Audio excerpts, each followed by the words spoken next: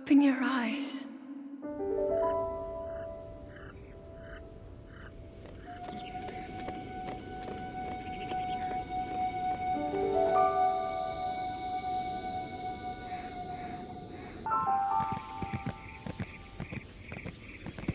Open your eyes.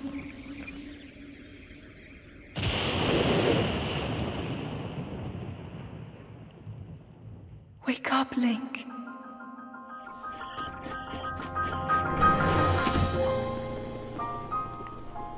Hey guys, how's it going? This is Justin with Technical Gamer Tube, and today we're going to talk about The Legend of Zelda Breath of the Wild. That's right, Legend of Zelda Breath of the Wild is officially announced, and we have a proper title for it and a proper subtitle for it.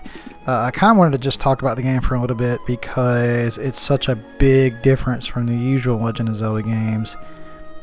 We have an emphasis on open world design, an emphasis on the player having full control and going where he wants to, where she wants to, and achieving the goals in the game however they want to achieve them.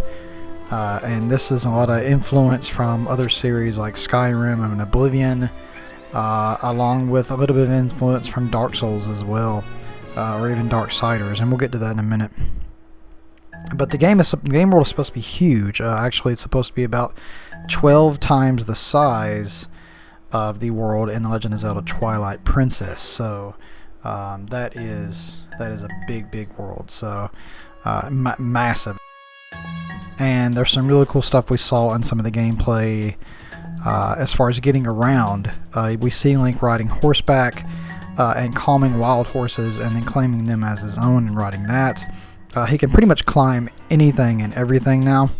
And this is really interesting because he is an excellent climber, a professional climber now without climbing gear. So yeah, Link now has that skill set.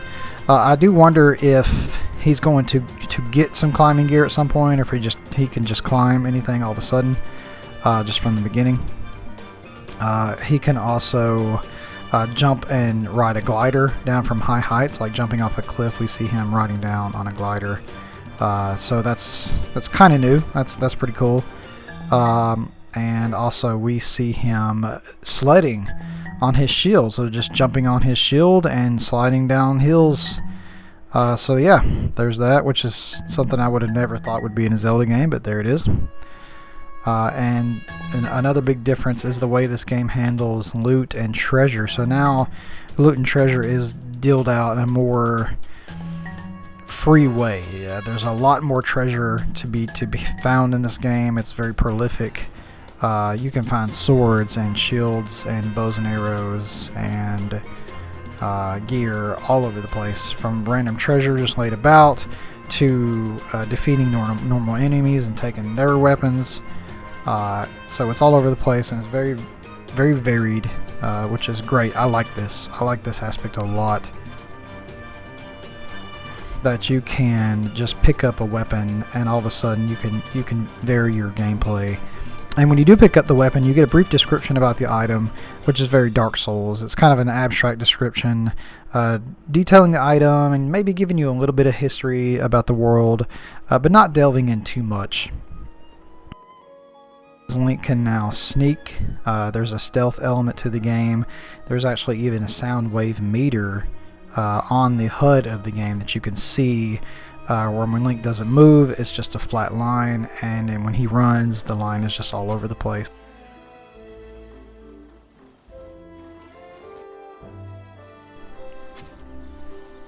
So one big item in the new Zelda game is the Chicest Slate. So this is a tablet-looking style item that you get very early on, the very first section of the game.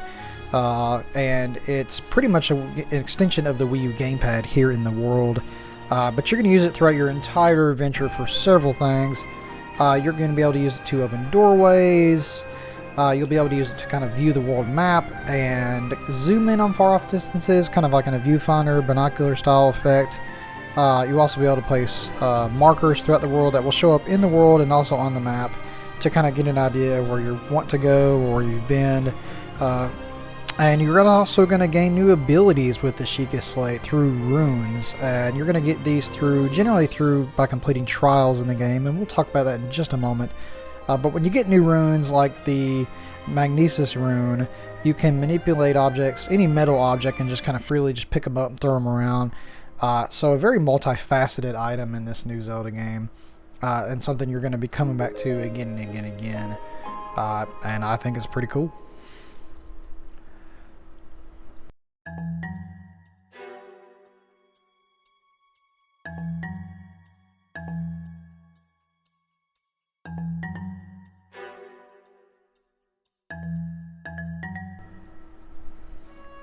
So this game will have 100 trials. So trials are, I guess, kind of like the grotto holes from Ocarina of Time, but this time it's a little bit more evolved. These are sort of mini dungeons that are throughout the world that you're going to access using your Chicest Slate. And generally when you go through the trial, you're going to unlock a new ability for the Slate. Here we're going to unlock the remote detonated bombs.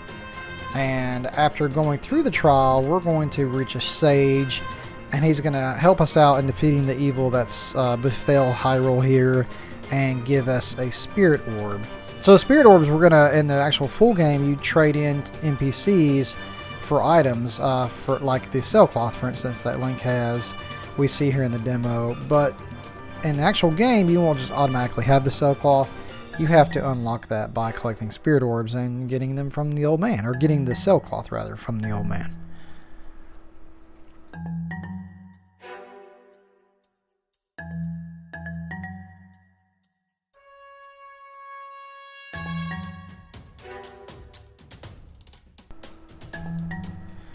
So this game has a big emphasis on hunting and gathering, and that's a little bit of a nod to Monster Hunter maybe. At least for me, I'm thinking Monster Hunter. So you can no longer cut grass and just randomly collect hearts or rupees. They're not just going to be hidden in grass anymore like they used to be. Now the only way to recover health is by eating food, or taking potions, or crafting food through the crafting system. And shown here, you can just simply like find an item in the world and you can eat it, or you can throw an item on the fire and cook it and eat it that way, or you can combine items to have different effects, such as getting more than the hearts you would have normally received from taking them in separately, or you can even get stamina boost so that you have a little bit more endurance when running around.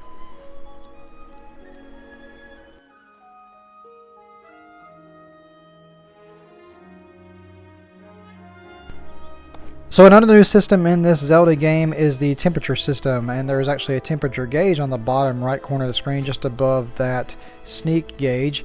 And here, if the temperature drops too hot or too cold, Link will begin to lose hearts because of that. So you've got to change your gear accordingly. So you can go into your gear screen, and hopefully you've got the proper armor or gear to equip Link so that he no longer loses hearts based off whether it's too hot or too cold.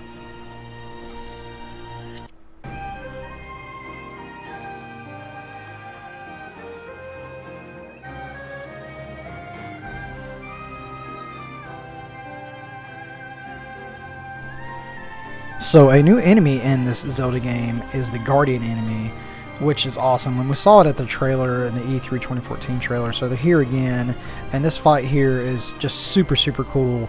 And this fight in particular, along with the rest of the game, just kind of reminds me of an anime, Princess Mononoke. I don't know if you guys are familiar with that, but this art style, and especially this Guardian enemy in this fight, just reminds me so much of that anime, and it's super cool. I love this stuff.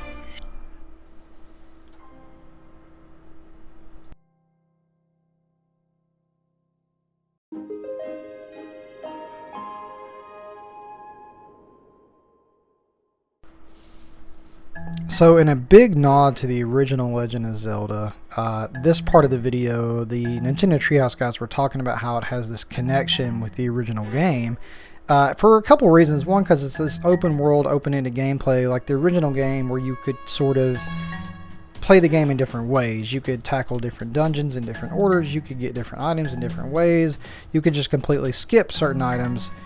So it's a throwback to that, and with this big vast world we see here, they're trying to say that, you know, this cliffside, you're coming out of the cave early in the game, you're walking up to the cliffside, you have this mountain range in the distance, and they were influenced, and they were inspired by the artwork from the original Legend of Zelda manual. And I remember seeing this artwork where Link is looking over a cliffside, and when I saw this trailer, when I saw this game, I thought, and even from 2014, I thought, this is it. This is a reference to the original Legend of Zelda game. We even actually have the old man just outside the cave, right? Kind of like the original game, who is very disambiguous and has very little to say. He's very cryptic in what's going on in Hyrule and what's happened. He's pretty much just like, well, it's not really your concern, but hey, go over to this old temple. But the references here to the original Legend of Zelda are abundant, and I love it. Open your eyes.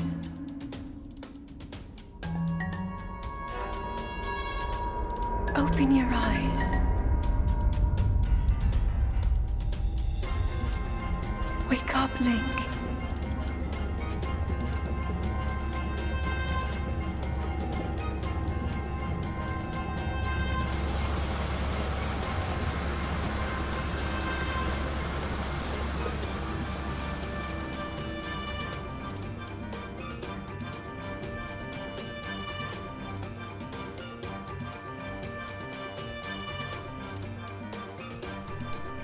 Now, for our first time ever in a Zelda series, we have voice acting, and not just one or two lines, or one or two words rather, or some grunts. We actually have spoken sentences and spoken dialogue here, from a woman we think is probably Zelda, but we're not sure.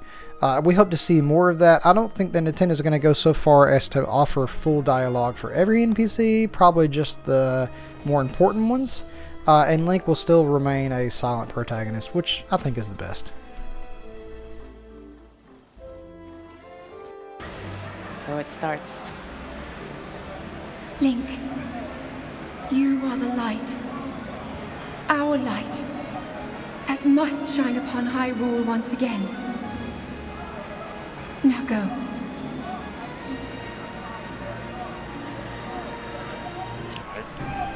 Here in this very small section from the trailer, we can see this evil shadow overcoming and encompassing Hyrule Castle.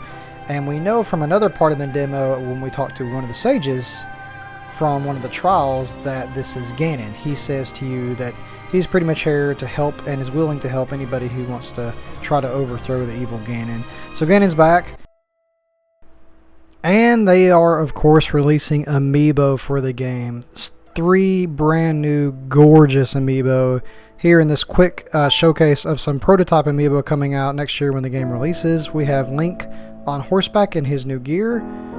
We also have Link jumping up in the air with his bow and arrow out and ready to shoot. And then finally we have one of the Guardians. These Amiibo are super cool, and I cannot wait to get a hold of them. Thanks guys so much for watching my top things to expect in The Legend of Zelda Breath of the Wild when it releases next year in 2017. If you liked what you saw, please give it a thumbs up and a like. If you disliked it, give me a thumbs down. Let me know what I need to do to improve. If you found things that were different than my list, that's okay. Just let us know in the comments below what you thought was interesting and the top of your list for what you saw for Legend of Zelda Breath of the Wild. And if you like my content, please subscribe. It motivates me to make more content. And if you want to see more videos, check out my top 10 Wii U games here. And I will catch you on the next video. See you later.